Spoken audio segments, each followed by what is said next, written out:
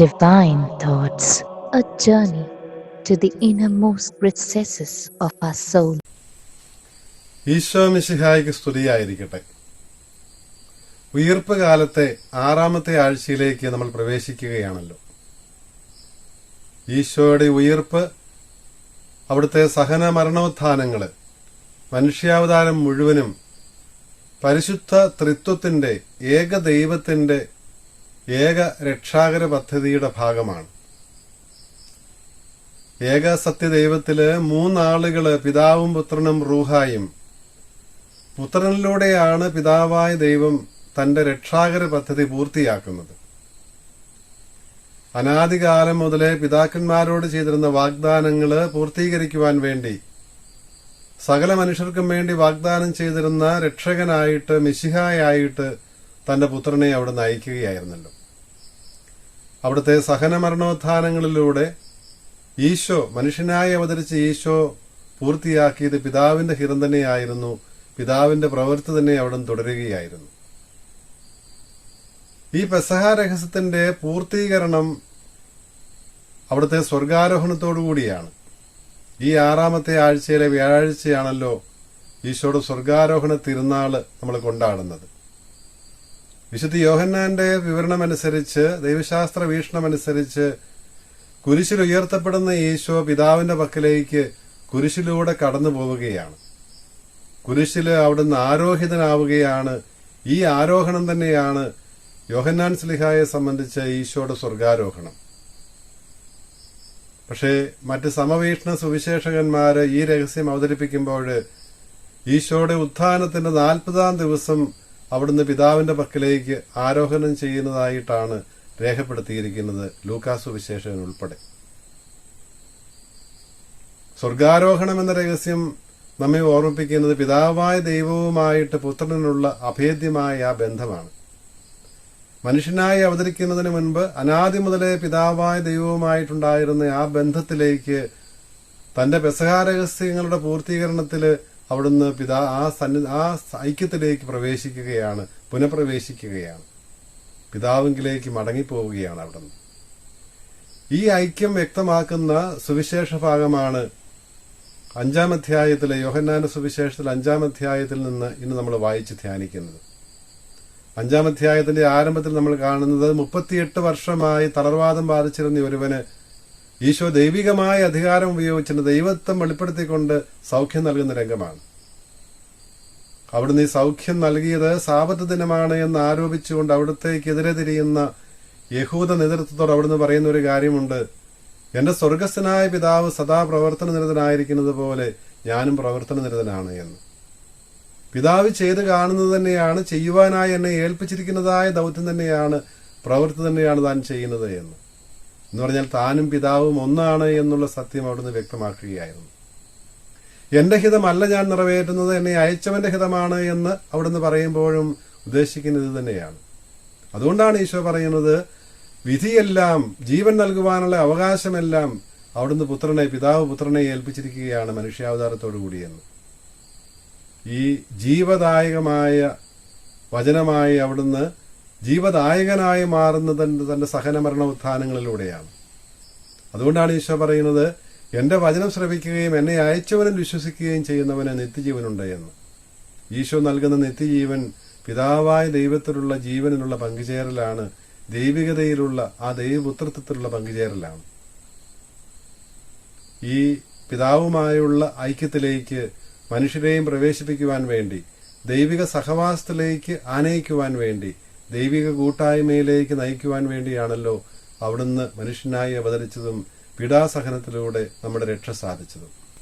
ഈശോയുടെ സ്വർഗാരോഹണ രംഗത്തെ അനുസ്മരിപ്പിക്കുന്ന ഒരു രംഗം പഴയ നിയമത്തിലെ പ്രവാചകനായ ഏലിയായുടെ ജീവിതത്തിൽ നമ്മൾ കാണുന്നുണ്ട്. പഴയ നിയമത്തിൽ നിന്നുള്ള 2-ാമത്തെ വായന രാജാക്കന്മാരുടെ 2-ാം പുസ്തകം 2-ാം അധ്യായത്തിലെ ആദ്യത്തെ 15 വാക്യങ്ങളാണല്ലോ. ഇവിടെ ദൈവിക ദൗത്യം നിറവേറ്റിയതിനു ശേഷം ദൈവസന്നിധിയിലേക്ക് മടങ്ങിപ്പോകുന്ന പ്രവാചകനായ ഏലിയ തന്റെ ശിഷ്യനായ ഏലീഷായുമൊത്ത് യോർദാൻ നദിക്കര വരെ പോകുന്നതും, അത്ഭുതകരമായി തന്റെ മേലങ്കി കൊണ്ട് യോർദാൻ നദിയിൽ സ്പർശിക്കുമ്പോൾ നദി രണ്ടായി പിരിഞ്ഞ് ഇവര് കരയിലൂടെ എന്നതുപോലെ യോർദാൻ നദി കടന്ന് അക്കരെ കടക്കുന്നതുമെല്ലാം നമ്മൾ കാണുന്നുണ്ട്. ഈ സമയത്ത് വിശ്വസ്തതാപൂർവം ഏലിയായെ അനുഗമിച്ചിരുന്ന ഏലീഷായിക്ക് ആണ് ഏലിയായുടെ സ്വർഗാരോഹണം കാണുന്നതിന് ഭാഗ്യം ലഭിച്ചത്. സ്വർഗാരോഹണത്തിന് മുൻപ് തന്റെ വിശ്വസ്തനായ ശിഷ്യനോട് ഏലീഷായോട് ഏലിയ പ്രവാചകൻ ചോദിക്കുന്നുണ്ട്, ഞാൻ എന്താണ് നിനക്ക് ചെയ്തു തരേണ്ടത് എന്ന്. ഏലിയായ്ക്ക് അറിയാമായിരുന്നു അദ്ദേഹത്തിന്റെ കാലശേഷം ഈ പ്രവാചക ദൗത്യം ഇസ്രായേലിൽ തുടർന്നുകൊണ്ട് പോകേണ്ടത് ഏലീഷ ആയിരുന്നുവെന്ന്. അപ്പോൾ ഈ ദൗത്യ നിർവഹണത്തിന് വേണ്ടിയുള്ള കൃപ അതിനുവേണ്ടിയാണ് ഏലീഷ പറഞ്ഞത്. അതുകൊണ്ടാണ് ഏലീഷ പറഞ്ഞു, എനിക്ക് നിനക്കുള്ള അരൂപിയുടെ ഇരട്ടി എനിക്ക് ലഭിക്കണം. പ്രവാചകൻ പറഞ്ഞു, ഞാൻ എടുക്കപ്പെടുന്നത് നീ കാണുകയാണ് എങ്കിൽ നിനക്കത് ലഭിക്കുക തന്നെ ചെയ്യുമെന്ന്. സ്വർഗീയ രഥങ്ങളില് സ്വർഗത്തിലേക്ക് ഏലിയ എടുക്കപ്പെടുന്നത് കാണുന്ന ഏലീഷായിക്ക് ഈ ദൈവികമായ ശക്തി ലഭിക്കുന്നത് നമ്മൾ കാണുന്നുണ്ട്.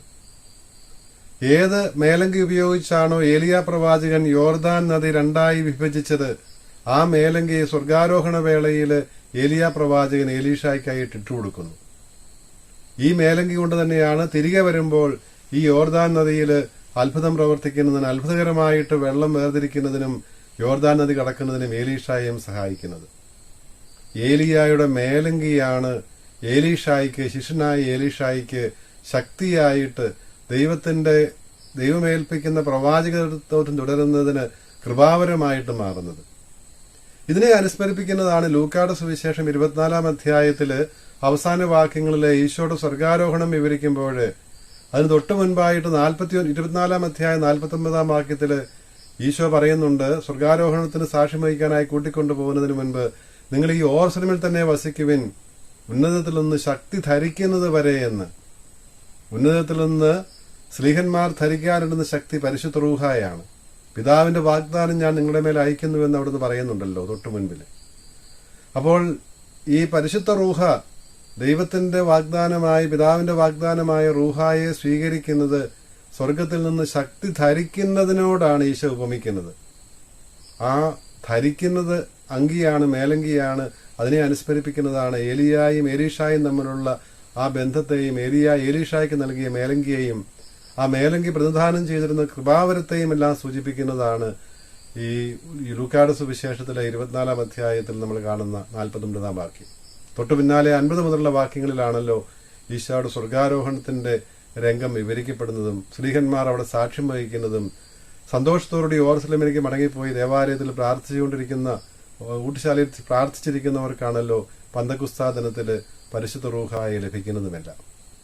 ഇപ്രകാരം ഏലിയായുടെ സ്വർഗാരോഹണത്തിന് സാക്ഷ്യം വഹിച്ചവർക്ക് ഏലിയ പ്രവാചകൻ തന്റെ മേലങ്കിയിലൂടെ ഏലീഷായ്ക്ക് ശക്തി നൽകിയതുപോലെ, കൃപ നൽകിയതുപോലെ, ദൈവത്തിന്റെ അനുഗ്രഹം നൽകിയതുപോലെ ഇതാ ഈശോയുടെ സ്വർഗാരോഹണത്തിന് സാക്ഷികളാകുന്നവർക്ക് 10 ദിവസങ്ങൾക്ക് ശേഷം റൂഹാദ കുരിശായി അവിടുന്ന് നൽകുമെന്നുള്ള ആ വാഗ്ദാനം കൂടി പ്രതീകാത്മകമായിട്ട് ഇവിടെ ഓർമ്മിപ്പിക്കുകയായിരുന്നു വിസ്തരന്ത ഭാഗങ്ങൾ.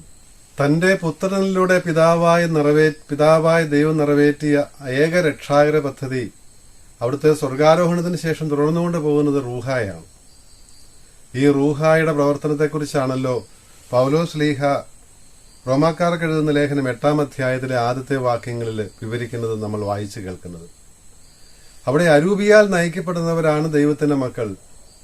അവർ ദൈവത്തിന്റെ മക്കളായി ജീവിക്കുന്നത് ജഡത്തിന്റെ പ്രവണതകളെ അരൂപിയുടെ ശക്തിയാൽ നിഹനിക്കുമ്പോഴാണ് എന്ന്, ശരീരത്തിന്റെ പ്രവണതകളെ അരൂപിയുടെ ശക്തി കൊണ്ട് നിഹനിക്കുന്നത് കൊണ്ടാണ്, അരൂപിയുടെ പ്രചോദനമനുസരിച്ച് ജീവിക്കുന്നത് കൊണ്ടാണ് എന്ന് സ്ലീഹ വ്യക്തമാക്കുന്നത് നമ്മൾ കാണുന്നുണ്ട്.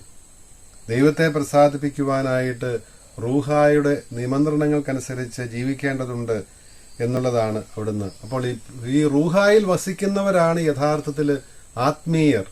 സ്പിരിച്വാലിറ്റി എന്ന് പറയുന്നത് അരൂപിയിലുള്ള ജീവിതമാണ്. ലൈഫ് ഇൻ ദ സ്പിരിറ്റ് ആണ് എന്നുള്ള കാര്യം സ്ലീഹ ഓർമ്മിപ്പിക്കുകയാണ്. ഇതെല്ലാം ദൈവം പൂർവികർക്ക് നൽകിയിരുന്ന വാഗ്ദാനത്തിന്റെ പൂർത്തീകരണം തന്നെയാണെന്ന് അനുസ്മരിപ്പിക്കുന്നതാണ് പഴയ നിയമത്തിലെ ആദ്യത്തെ വായന. ഉൽപ്പത്തി പുസ്തകം 9 അധ്യായത്തില് ദൈവം നോഹയുമായി ചെയ്യുന്ന, ജലപ്രളയത്തിന് ശേഷം ചെയ്യുന്ന ഉടമ്പടിയാണല്ലോ നമ്മൾ കാണുക. ജലപ്രളയത്തിന് മുൻപ് തന്നെ നമ്മൾ കാണുന്നുണ്ട് 6 അധ്യായം 18 വാക്യത്തിൽ ദൈവം നോഹയോട് പറഞ്ഞിരുന്നു, ഞാൻ നീയുമായി ഒരു ശാശ്വതമായ ഉടമ്പടി ചെയ്യുമെന്ന്. കാരണം 8-ാം വാക്യത്തിൽ കാണുന്നത് പോലെ ദൈവത്തിന്റെ സന്നിധിയിൽ കൃപ കണ്ടെത്തിയവനായിരുന്നു, ദൈവത്തിന്റെ വഴിയെ നടന്നിരുന്നവനായിരുന്നു നോഹയും കുടുംബവും. അതുകൊണ്ട് ആ നീതിമാനായ നോഹയ്ക്കാണ് ദൈവം ഈ വാഗ്ദാനം നൽകുന്നത്. അതുകൊണ്ടാണ് ജലപ്രളയത്തിന് ശേഷം നോഹയുമായിട്ട് ദൈവം ഉടമ്പടി ചെയ്യുകയാണ്, ഇനി ഒരിക്കലും ഞാൻ ഈ സൃഷ്ടപ്രപഞ്ചത്തെ, ഇതിലുള്ള ഒരു ജീവജാലത്തെയും ഇതുപോലൊരു ജലപ്രളയം കൊണ്ട് നശിപ്പിക്കുകയില്ല എന്ന് അവിടുന്ന് ഉടമ്പടി ചെയ്യുകയാണ്. ആ ഉടമ്പടിയുടെ അടയാളമായിട്ടാണ് ഈ സൃഷ്ടപ്രപഞ്ചത്തിൽ അവിടുന്ന് മഴവില്ല് സ്ഥാപിച്ചിരിക്കുന്നത്. ഈ മഴവില്ല് അത് സാർവത്രികമായ ഒരു പ്രതീകമാണ്. എല്ലാ മനുഷ്യരും ഈ രക്ഷയുടെ ഭാഗമാണ്, എല്ലാ മനുഷ്യരെയും ഉദ്ദേശിച്ചുള്ളതാണ് ദൈവത്തിന്റെ രക്ഷാകര പദ്ധതി എന്നത് വ്യക്തമാക്കുന്നതാണ് സാർവത്രികമായ ഈ പ്രതീകം മഴവില്ല്. മഴവില്ല് ഏവർക്കും സന്തോഷം നൽകുന്ന ഒരടയാളമാണ്, വലിയ പ്രതീക്ഷയുടെ, വലിയ പ്രത്യാശയുടെ അടയാളമാണ്. ഈശോയുടെ സ്വർഗാരോഹണവും നമുക്ക് നൽകുന്നത് ഈ പ്രത്യാശ തന്നെയാണ്. ഇവിടെയാണ് നാമും എത്തിച്ചേരാനിരിക്കുന്നത് എന്നുള്ള സത്യം നമ്മെ ഓർമ്മിപ്പിക്കുകയാണ്. ഈശോയുടെ വചനമനുസരിച്ച് ജീവിക്കുന്നവർക്ക്, അവിടുന്ന് വിശ്വസിക്കുന്നവർക്ക്, അവിടുന്ന് അയച്ചവനിൽ വിശ്വസിക്കുന്നവർക്ക് നിത്യജീവനുണ്ട് എന്ന് പറയുമ്പോൾ ഈ ദൈവത്തിന്റെ സന്നിധിയിൽ ഈശോ എത്തിച്ചേർന്നിരിക്കുന്നിടത്ത് നമ്മളും എത്തിച്ചേരുമെന്നുള്ള ആ ഒരു പ്രതീക്ഷയാണ്, പ്രത്യാശയാണ് അവിടെ നമുക്ക് നൽകുന്നത്. പിതാവായ ദൈവവുമായി ഐക്യത്തിലൊന്നായിരിക്കുന്ന, സത്തയിലൊന്നായിരിക്കുന്ന പുത്രൻ തമ്പുരാൻ പിതാവിൽ നിന്ന് നമുക്ക് മേടിച്ചു നൽകുന്ന സഹായകനായ പാറക്ലേത്തായ പരിശുദ്ധ റൂഹ, അവിടുന്ന് ആ റൂഹായിലാണ് നമ്മൾ ജീവിക്കുന്നത്. മാമോദീസായിൽ ഈ റൂഹായാണ് നമുക്ക് ലഭിച്ചിരിക്കുന്നത്. ആ രൂപിയിൽ നമ്മൾ ജീവിക്കുമ്പോൾ നമ്മൾ ദൈവത്തിന്റെ മക്കളായി തീരും, ഈശോ വാഗ്ദാനം ചെയ്ത ജീവന് അവകാശികളുമാകും. അതിന് ദൈവം നമ്മളെ അനുഗ്രഹിക്കട്ടെ.